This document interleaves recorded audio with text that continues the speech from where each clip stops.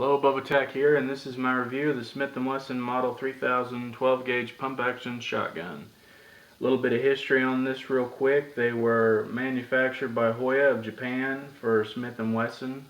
According to what I got from Howa, it says they're manufactured from 1972 to 1986. I emailed Smith Wesson, and they told me that they imported them from 1979 to 1986. And then they were imported for a very short time till about 1987 by Mossberg.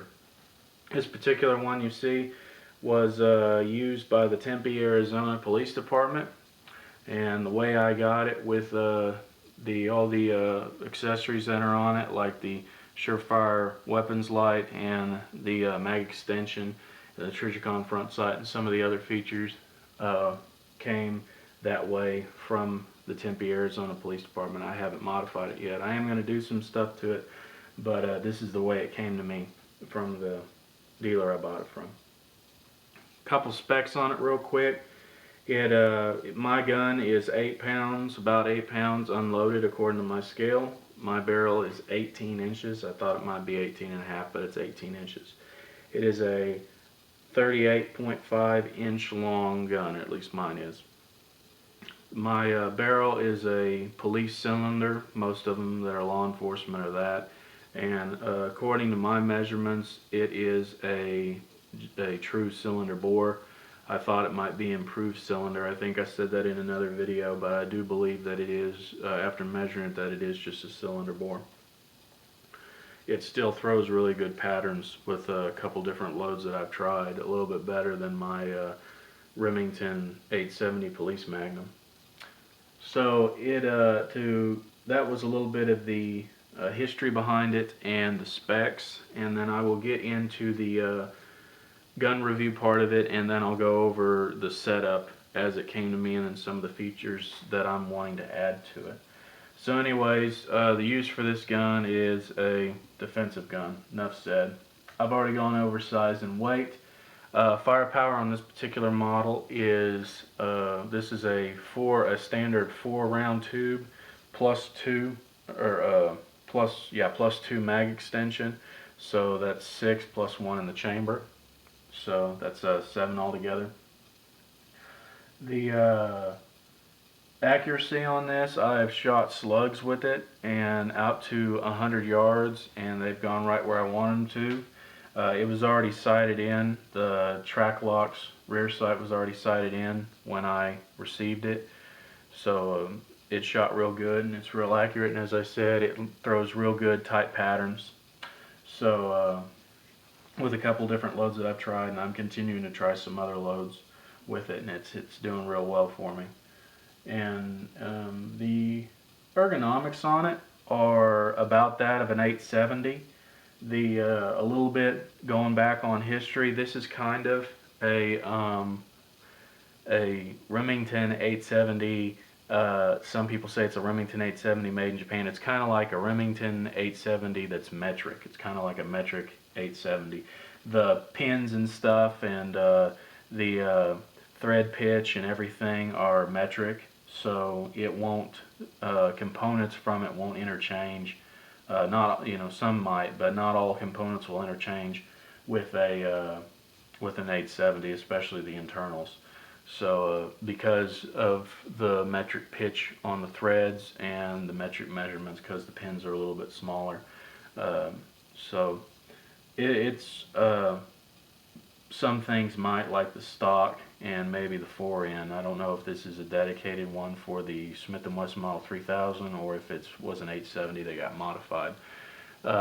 Anyways, they're very similar, except, and I'll go over some of the differences here in a moment, but it's very similar to the 870, and its ergonomics are a lot like the 870, and so if you've shot an 870, then you pretty much know how this one's going to feel in your hands.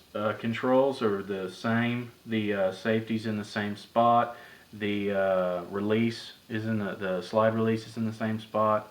All the features are in the same spot for the controls, and the trigger is not too heavy for me. I think it is a stock trigger. whatever they had those set at, like 8 pounds or something like that. Feels fine to me. I don't have any problems with it. The sights I've already gone over, kinda. I'll go over those in features here in a minute, a little bit more, but sights are real nice and very accurate. Uh, feel, it feels like an 870. It feels between it and my Remington 870 Police Magnum, I can't tell a lot of differences as far as the feel goes.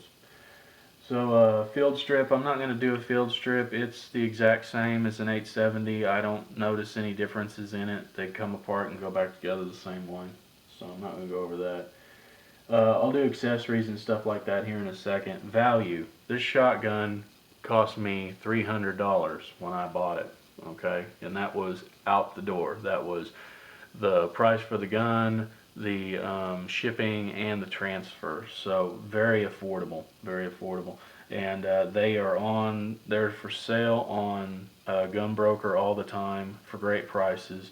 I was just bidding on one the other day that was from the South Dakota uh, Game and Wildlife, I believe, was who that came from, and it was set up. It had the modified choke barrel on it and everything. I think it was like 26, 28 inches, and they started it at like 50 cents, and I bid on it, and I got outbid. But when it sold, it was only like $150.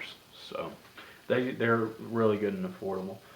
So durability and reliability, it's built like a tank. It's just as rugged as an 870, and designed very similarly, they just hold up. Mine's I don't know exactly when this one was manufactured, but it was manufactured at least before 1986, 1987. So it is really, and it was used by the police department there in Tempe, Arizona, and it's really held up real nice, I think. So track record, these have been around since the 1970s, and they have held up very well.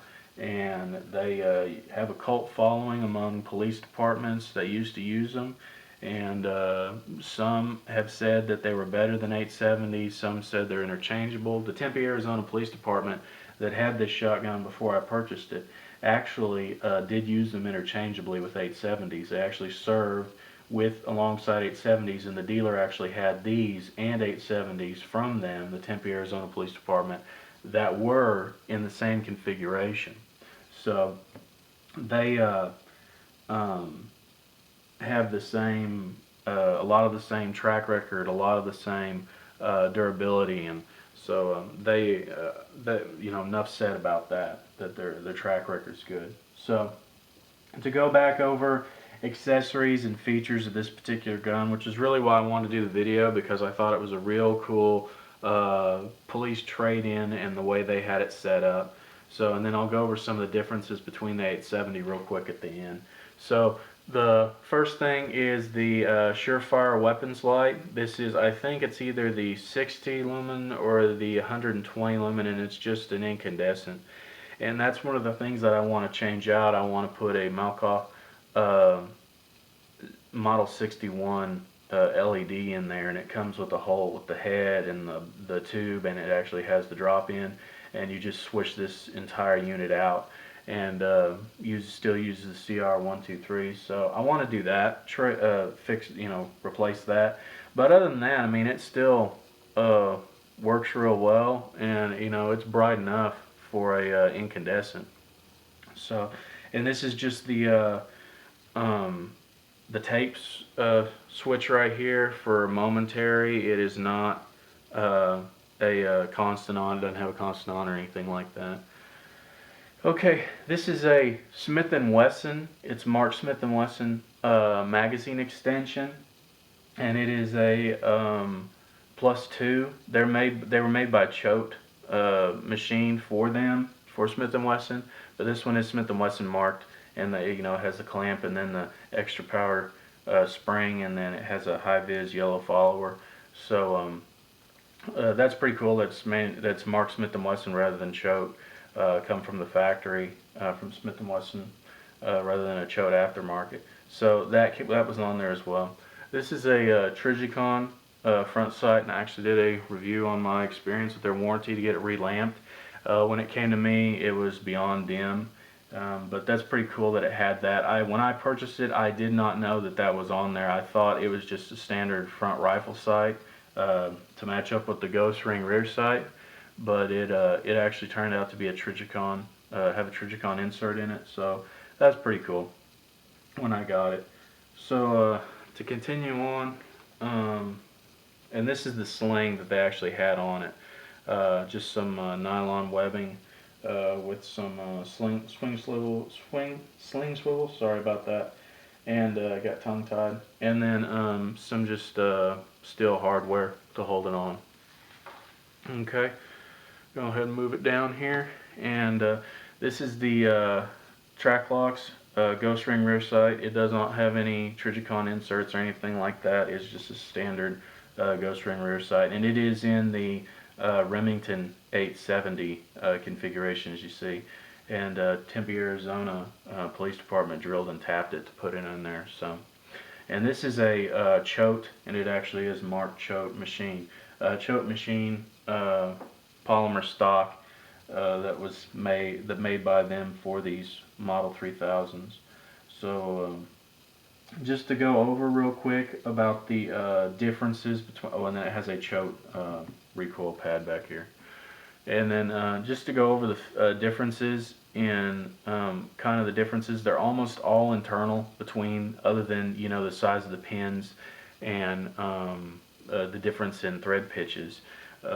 Of the 870, almost all the differences between them are kind of internal, and that is the shell latches are, I don't know if you can see them in there. I may take pictures and scroll them in at the end, but they are differently designed. They are kind of like pinned in with a spring and then just a shell latch, and they're the same on both sides, instead of like the length of spring steel that kind of the shell latches in the 870 have.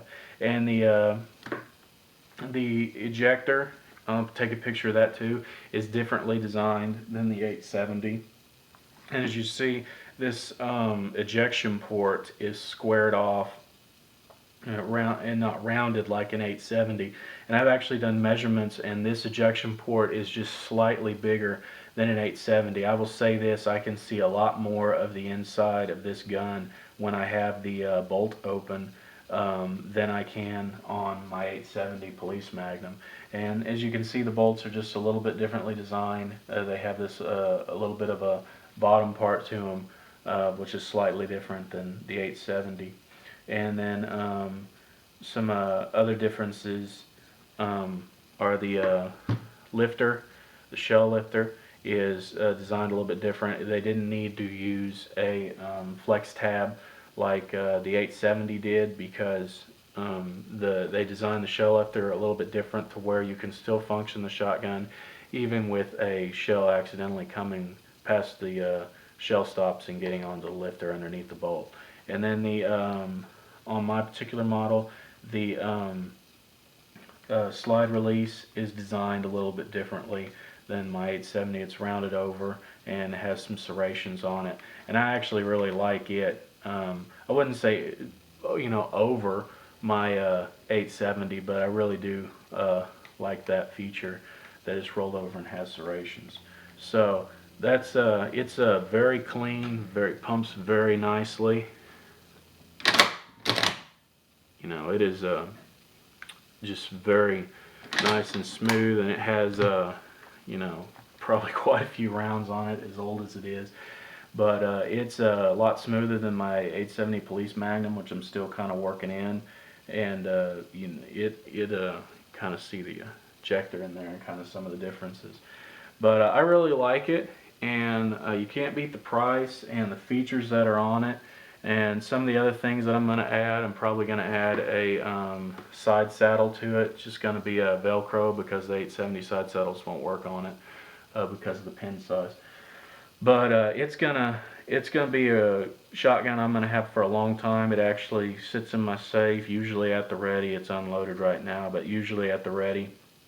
and cruiser ready in my safe, and it is my my go-to shotgun for home defense right now, as I'm still working on setting up my 870 Police Magnum, and it may actually end up pulling trunk duty, the 870 mine. So that's my review of the Smith Wesson Model 3000 12 gauge pump action shotgun. I'll probably do some update videos after I get the Malkoff module, the upgrade, LED upgrade, and the side saddle. So stay tuned for those. Thanks for watching. Bubba Tack.